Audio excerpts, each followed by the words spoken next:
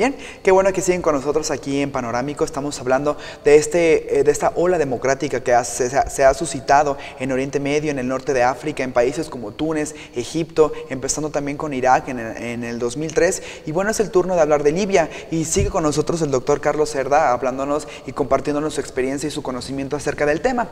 Y bien, profesor doctor también, aquí también nos da clases en el campus Guadalajara. ¿Qué diferencias hay entre las invasiones de Egipto y Libia? Bueno, una es precisamente lo que comentamos en la anterior parte, ¿verdad? El uso de las redes sociales, ¿no? A diferencia de Egipto, donde fue un instrumento esencial para todo este proceso democratizador, en Libia casi no se han utilizado, y no porque la gente no quiera hacerlo, sino porque el mismo Estado represor de Gaddafi lo ha podido controlar. Otra diferencia muy importante es el ejército, ¿no? En Egipto, a pesar de que se les mandó a reprimirlos, ¿verdad?, solo hicieron un acto intimidatorio y ellos mismos, los militares egipcios, lo señalaron: nosotros no vamos a disparar contra el pueblo. A diferencia de Libia, donde sí el ejército, o al menos los partidarios de Muammar Gaddafi, fueron con la instrucción de asesinar incluso, ¿verdad?, de reprimir las rebeliones, y lo hicieron a diestra y siniestra sin importarles las bajas de civiles que estaban causando. ¿Y la postura entonces del gobierno libio fue esa?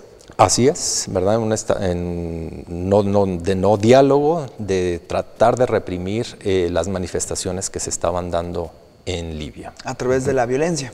Así es, con el uso de la fuerza del Estado, ¿no? Del Estado. Y también, por ejemplo, los países ajenos que a lo mejor se ven afectados en menor medida, ¿qué postura han tomado o qué acciones han tomado respecto a lo que está pasando en Libia? Bueno, es que es un fenómeno muy complejo, ¿no? O sea, Libia, digamos que es la parte rica de toda esa región por su producción de petróleo. Entonces había una gran cantidad, pero gran cantidad de personas de origen extranjero que estaban laborando en Libia y que obviamente se vieron obligadas a salir de Libia, lo que ha provocado una crisis migratoria que sobre todo le está afectando a Italia. Entonces ahí Italia toma una posición de decir, bueno, ayúdenme con todas estas corrientes migratorias que estoy recibiendo, y particularmente le hace ese pedido de ayuda a la Unión Europea. Entonces, incluso Libia, España ha mandado ya 2 aviones para repatriar a gente que no son españoles, pero que para de alguna manera contribuir con todo este fenómeno que se está dando.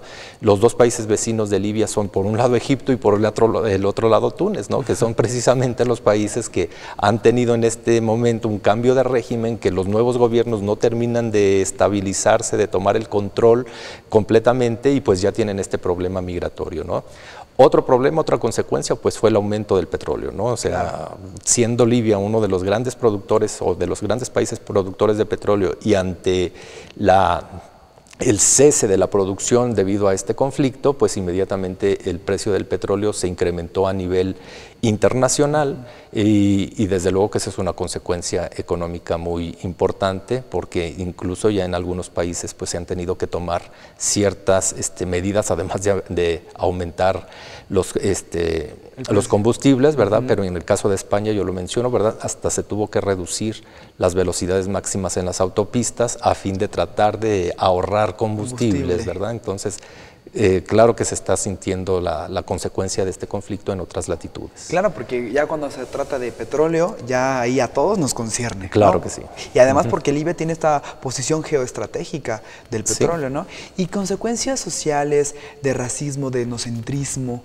¿Qué nos puede comentar al respecto en Libia? Bueno, tendríamos que remontarnos al pasado libio, ¿no? O sea, Libia no existía como Libia. Libia eran varias entidades que los italianos conquistaron y que hicieron o aglutinaron en una sola región.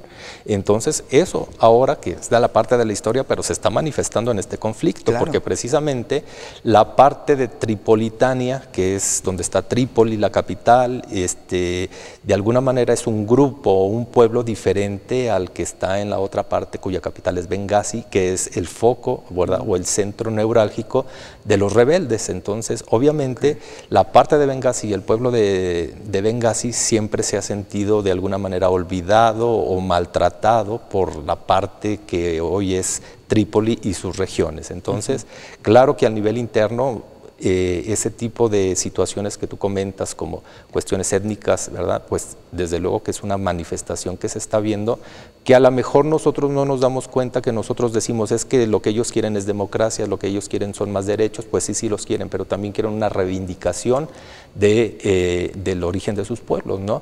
Y en este caso es un conflicto interno entre dos partes muy identificadas de Libia, encabezadas por sus ciudades capitales, por un lado Trípoli y por el otro lado Bengasi. ¿Y el gobierno de Gaddafi hacia dónde va?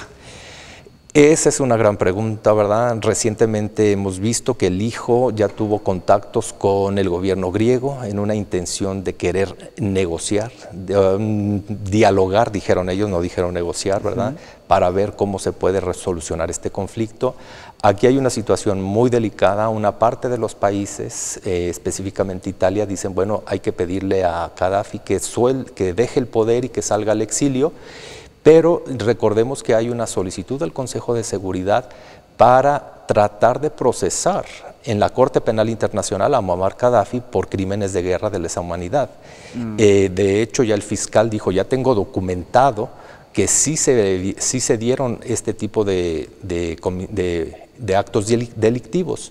Entonces ahí hay otro sector, Francia, Gran Bretaña y Estados Unidos, que quieren ver un proceso en la Corte Penal Internacional a Gaddafi. Entonces este diálogo, esta negociación que está pidiendo Gaddafi pasa por dejar el poder y dejar impune todos los actos criminales que vimos en los últimos días, y entonces dejar ahora sí que colgados de la brocha a la credibilidad de la Corte Penal Internacional, o qué va a pasar. No sabemos, ahí se abre un capítulo interesante sobre cuál es la postura, si realmente se va a negociar la salida de Gaddafi. Por supuesto, sí, vamos, un proceso complejo que concierne también a países que de alguna forma ya manifestaron una intervención en Libia, como Estados Unidos. Sí, bueno, de hecho, al principio, y justo coincidió con el día que el presidente de México visitaba la Casa Blanca, ¿verdad?, que se anunció que, pues sí, que se tenía que intervenir. La secretaria de Estado, Hillary Clinton, dijo, Gaddafi se tiene que ir.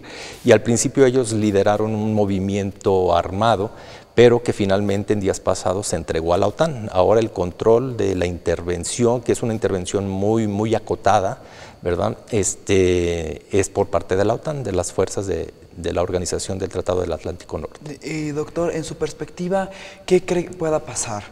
Con su experiencia, con lo que está viendo, tendencias, ¿qué cree que pueda pasar?